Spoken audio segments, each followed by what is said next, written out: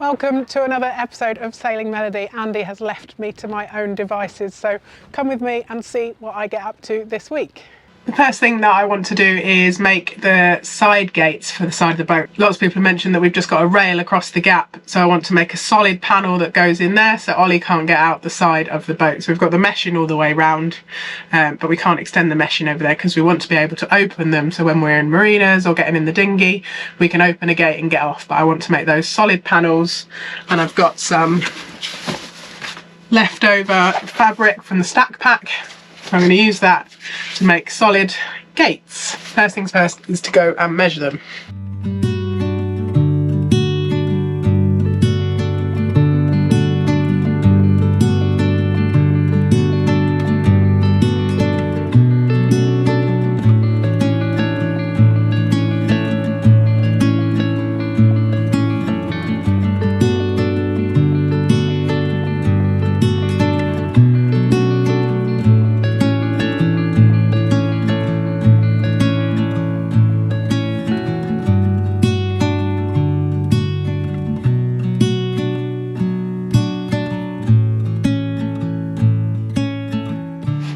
So I've got my trusty, not quite a Sailrite sewing machine, but it's a walking foot, heavy duty, and we bought it from AliExpress. And this is the first time that I've really used it. I've tested it out a bit, and then we've just been sailing all season, so I finally dusted it off. I've ordered some oil because it needs a good oiling where it's been stored in the locker. But my plan is to make these gates so the top rail with the pelican clip, it's not a rail, it's like a cord, we might do webbing, not sure, but can pass through the top and then clip down either side on the bottom. And eventually I might maybe add a middle one if we feel that we need a middle one, because there's an option to put the gate in the middle. So it just depends how many clips you want to undo. But we'll probably work. I'm poorly. Andy's gone away to give me a break.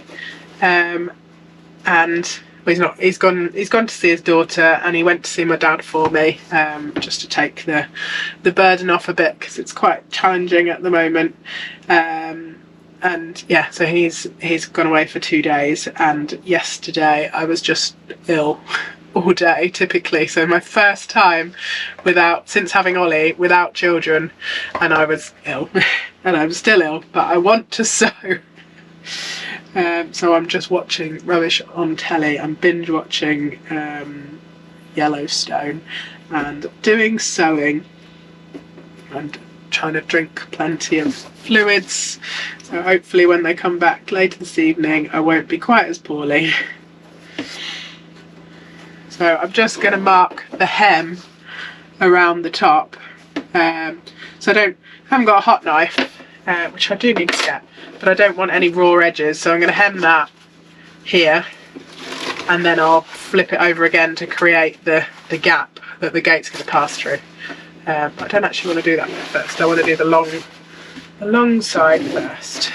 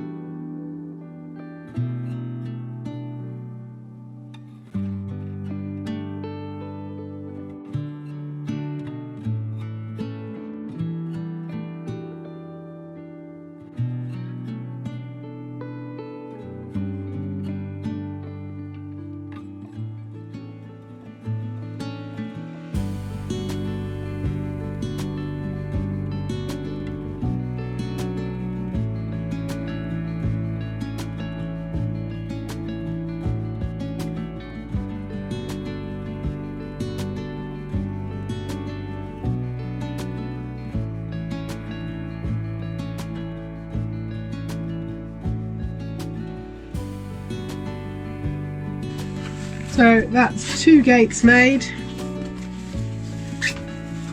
They're quite simple. Quite nice to get the logo on them, maybe. I could vinyl print the logo when I have more spare time, but for now they should work as a solid gate. And they match the snack pack. Right, so I just need to fit these gates now. I've decided to give webbing a go. Before we just had Dyneema and a pelican clip, but I think the webbing will just make it a bit sturdier. So I've run the webbing through here and I've got a tensioner in there. I need to order a stainless one, but for now this will do the job. I'm going to put that through there and hide all the stuff inside of the gate canvas.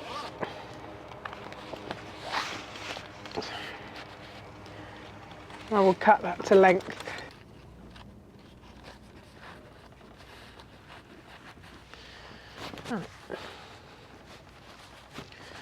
So I think that works.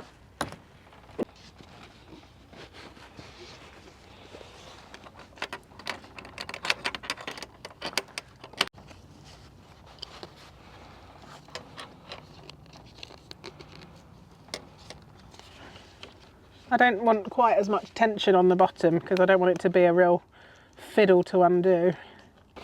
So that will clip on there and undo, but I want to go back to the drawing board with the bottom, thinking maybe some eyelets and clips on either side, or a pelican clip at the bottom, or maybe like a stainless steel elastic bungee, not sure. But they work, they're there.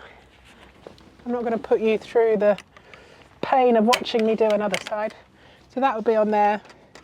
But I would like to make it so we can do a bit more tension, but nobody's falling out the side of the boat if they lean on that. And to get on and off, you can just step out like that if you don't want to undo the bottom. Just to clarify, this is not to stop Ollie being able to get off the boat. It's to stop him, if he was walking along the side decks with one of us and he slipped, it's to stop him falling out the boat. Obviously, if he wanted to, he could climb out the boat or he could climb over the rails, but he's always going to be supervised. It's just a precautionary measure for falls. The big project that I've got coming up very soon is the cockpit enclosure, but I want to make sure that my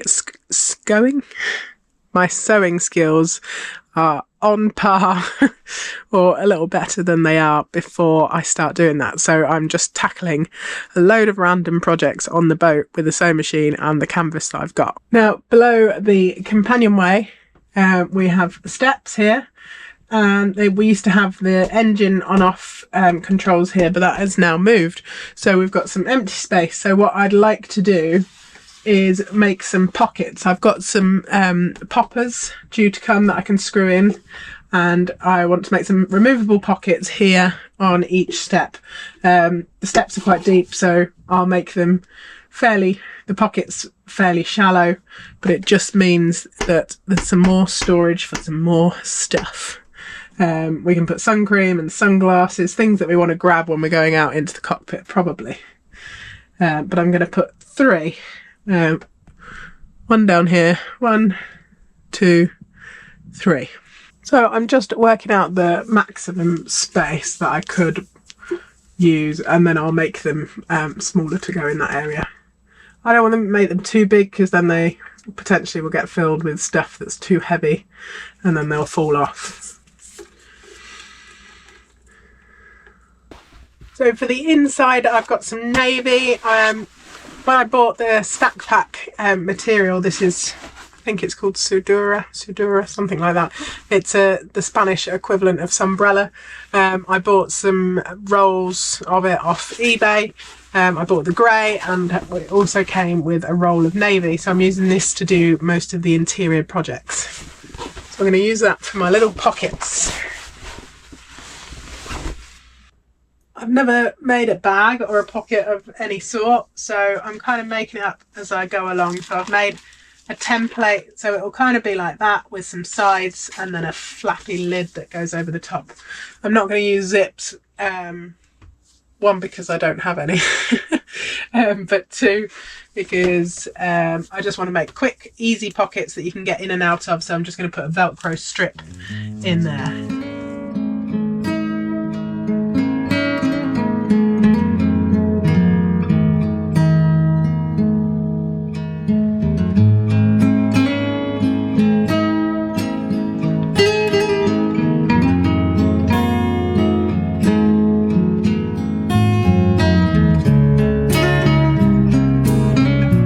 So this bit is top, bottom, back,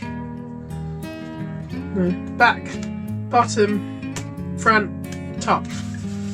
So I'm going to attach some little strips to it, and hopefully it will turn into a bag that I can pop it to the wall and fill with stuff.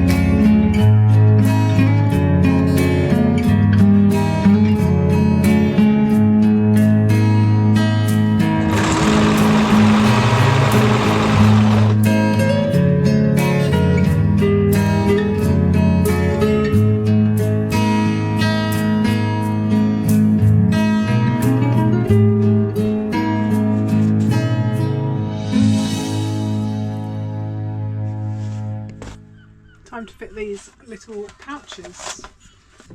I've measured the inside and I've measured some marks on my pockets, so they should line up.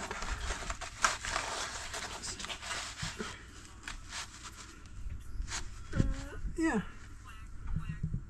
pretty much. So yeah, I'm going to put the males, one of them, on this bit first.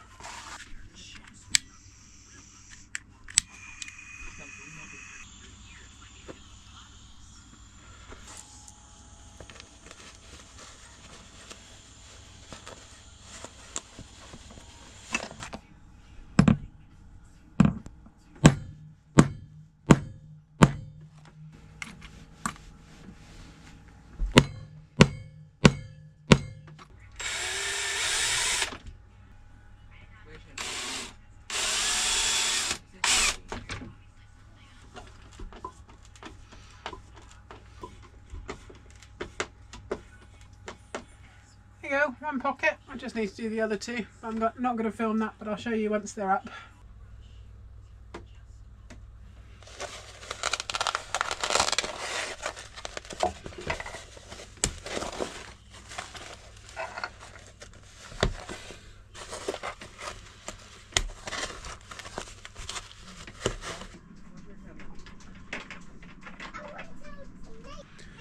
There you go, there's my 3 pouches. So they are level, but they're fabric, so there's my hand. They're fabric, so they look a bit squiffy because they're not full of stuff. There they are. I'm really pleased with those. They are definitely going to be useful. Andy might store some tools in them, might store some sunglasses, some sun cream. Not 100% sure yet. We're still organising and finding places for the boat, but it's 3 more places to put things. And the thing that I wanted to make sure is that they were removable, so that's why I put the poppers on. So if there's stuff in there that you need somewhere else, you can just take the whole pouch away and then return it when you're done. You're probably wondering what I'm making now. Andy got back and I decided to make a Companionway hatch cover thing. All will be revealed shortly.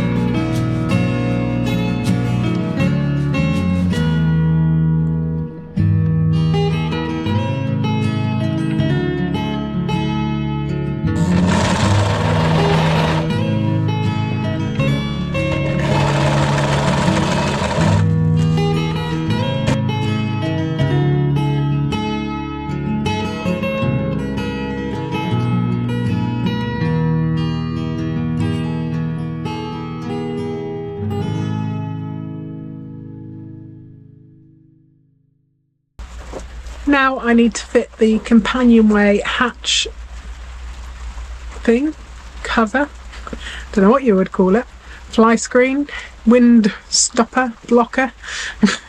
Yeah, so I'm going to fit it with some poppers. This is where I hope and pray that I've made it the right size. And it looks rightish.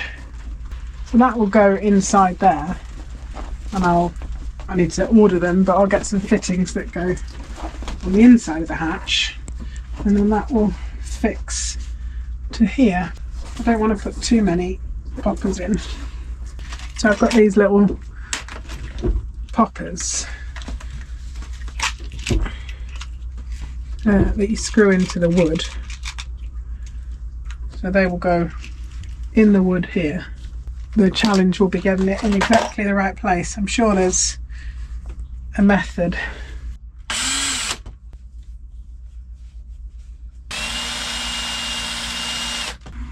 I'm just trying to decide if I want the poppers to be level or if I want them from the same distance from the top of the wood, because the wood on this side is higher because the hatch goes on an angle. Now I'm going to make them level with the handle, and then they'll look level to something.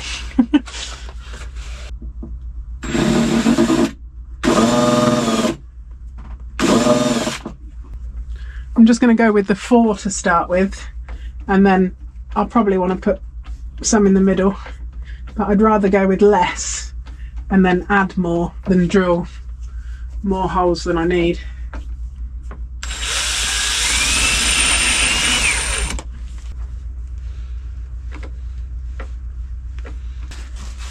So I have made this fractionally too narrow, but it's fine, just not perfect. But you know, it's all a learning curve. So I'm going to pierce a hole. I've marked on the canvas where I want my popper to go, and then I'm going to pierce a hole with Andy's soldering iron. I am fitting these on a different day, as you may have noticed, because Andy's reappeared, but my poppers didn't arrive on the day that I wanted, and also I was just super sick. There's one.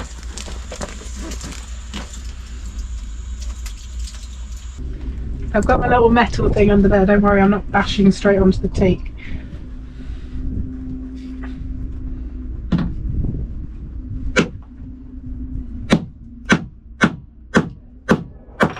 It's raining, I'm getting cold and wet. It's only 4 degrees today, 5 degrees I think. So I should really have a coat on. So I'm going to pull that up and press that on there. And it's made my little marks. Here you go, here's the finished product in place. So they pop on there. This closes over there. Hang on a minute, Ollie. Ollie's just woken up from his nap. Oh, I've just burnt my bottom on the soldering iron.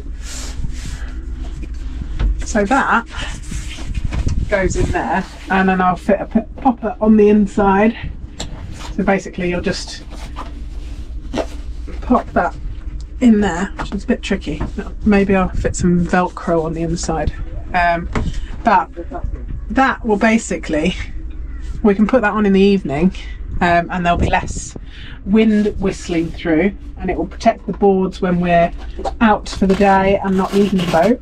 But in the summer we can put it on and we can still have airflow, but with privacy and fly screen.